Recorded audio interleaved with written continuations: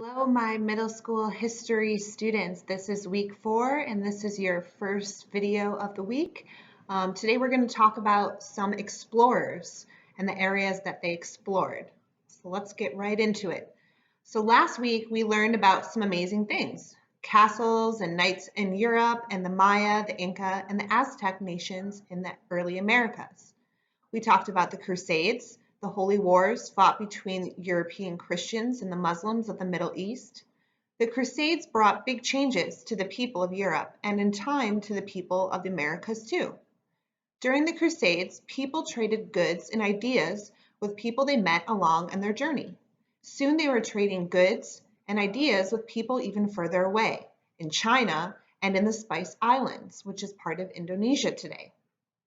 Many early explorers like Christopher Columbus, that name should all be familiar to you, were looking for new ways to get to the east to get the spices. What was so important about spices?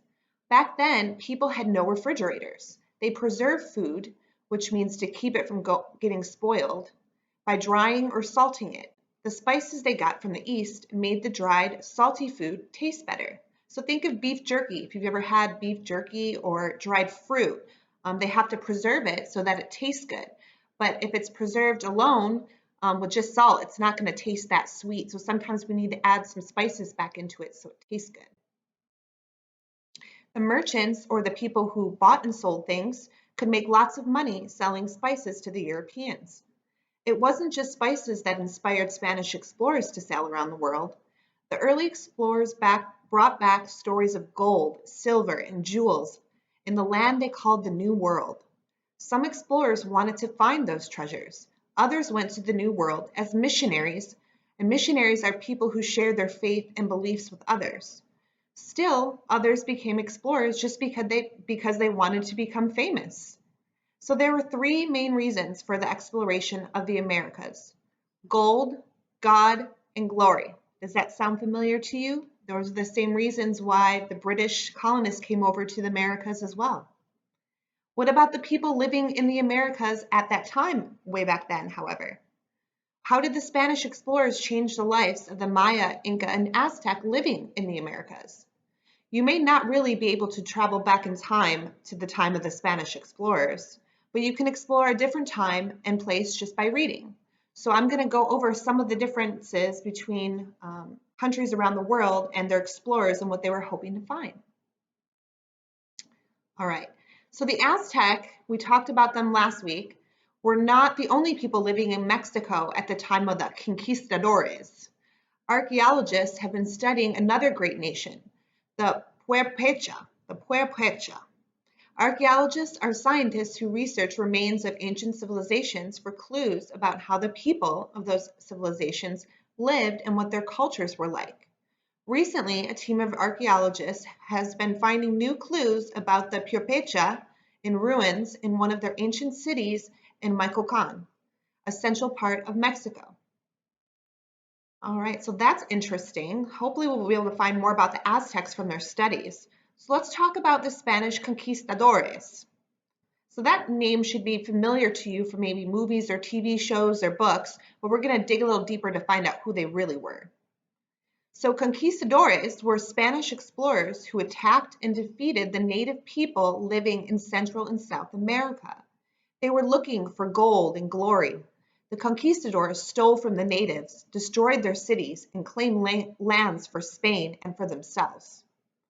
It all began in 1517 with a man named Hernando de Cordoba. He landed on the Yucatan Peninsula, now part of Mexico, and led a group of men into battle with the Maya people. Half of his men were killed. The Cordoba was badly wounded.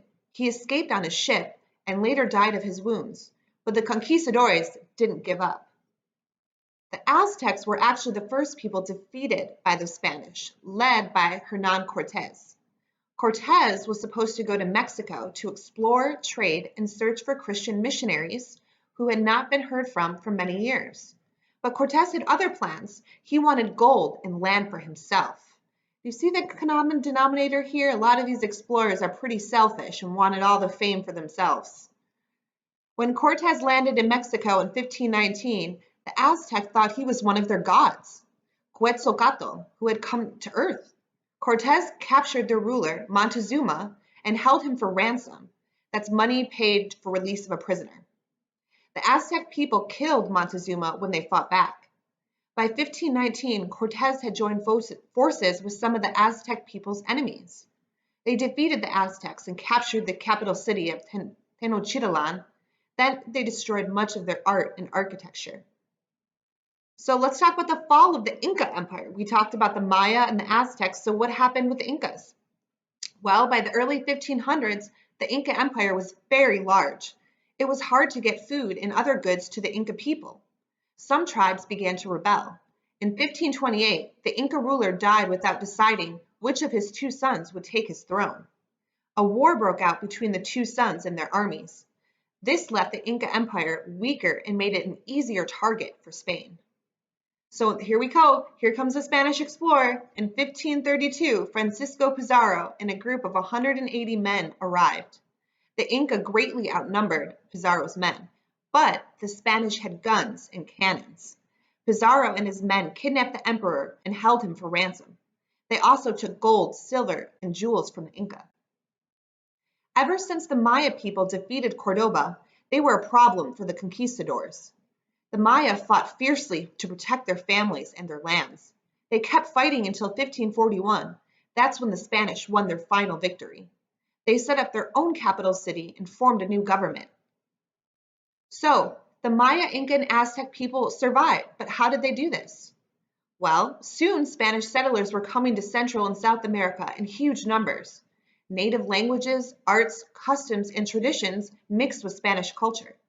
The Aztecs, Inca, and Maya became Christians, and the native religions were almost forgotten. The settlers also brought new diseases with them. Smallpox, measles, and influenza spread quickly. Within 100 years, these diseases had wiped out 90% of the Maya, Inca, and Aztec people. Thousands more were killed in battle. The few who survived were often forced to be slaves in mines or on large farms.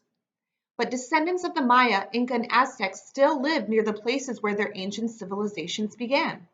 Today, nearly 10 million Maya live in Central America, and there are small villages in Peru where only the Quechua, the Inca language that we talked about last week, is still spoken. Tens of thousands of Mexican people can trace their families back to the ancient Aztec people. The Spanish did not destroy the culture or the spirit of these ancient civilizations. So that spirit is still alive today in their ancestors, and they pass those traditions on in their family, okay? All right, so let's talk about the regions of the Maya, the Inca, and the Aztec. I want you to, if you have access to a map, or you can look it up on Google, look up the Yucatan Peninsula in Mexico, and you're going to be able to see where the Maya, Inca, and Aztec were originally from, and where the Spanish conquistadors came to. Let's talk about the concept of loyalty. Are you a sports fan? Do you have a favorite team? You probably jump and scream for joy when they win a game. I know I do, and I'm really missing sports right now, guys. What about when they lose? Does it make you gloomy? Are you a sore loser? I can be a sore loser sometimes. It's pretty hard, but the goal is not to be a sore loser, to play fair. Chances are that you still say they're the best team ever, and you go back cheering even louder if your team loses, because you're loyal.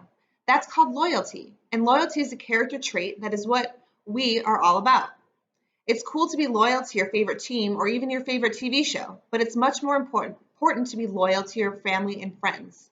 It's easy to love the people around you when everything's going great, but what about when they make mistakes? What about when we're going through tough times? Do you stick by them through thick and thin? If you do, then they're probably thankful. Your loyalty will help them through tough times, and that way they're with you to celebrate the good times. So it's just a good message to keep in mind right now about loyalty and keeping your family and friends close and being there for them. All right, so let's talk about the cactus for a second. Cacti have gigantic root systems under the ground.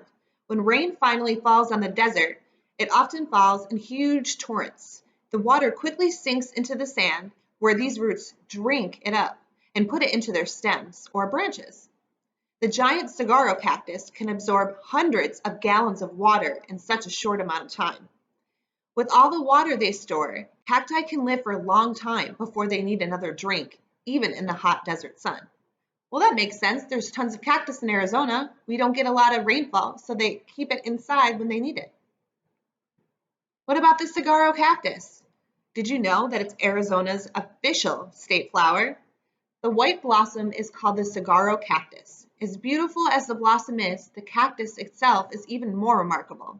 It's the symbol of the state and appears on our car license plates. The saguaro is the largest cactus in the United States, reaching as high as 60 feet and weighing as much as 8 tons. That's a lot. These cacti are very slow growing. It may take them up to 10 years to get only 6 inches high. That's like that big, that's not a lot.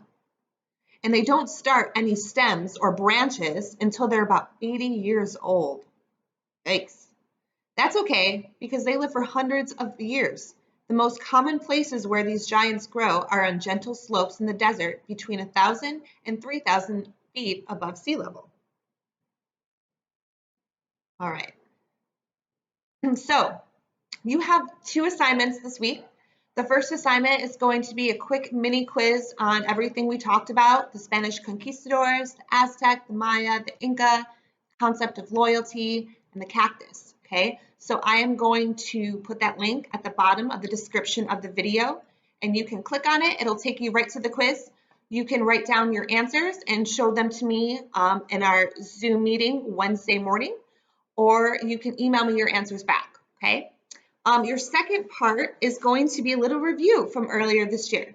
So we did a lot of studying about different physical features and map keys and how to draw a map key.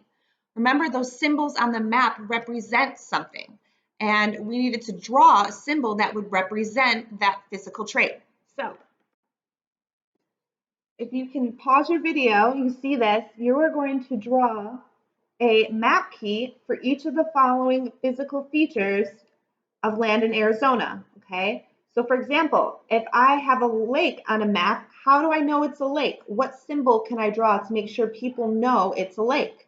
Well, we all know I'm not the greatest artist, but I think you guys get the gist of it, that looks like a lake or a body of water, right? So you're gonna write those 6 terms down and draw a picture next to it. So if you were to draw a map of Arizona and you put those symbols on your map, I would know what they mean. Does that make sense?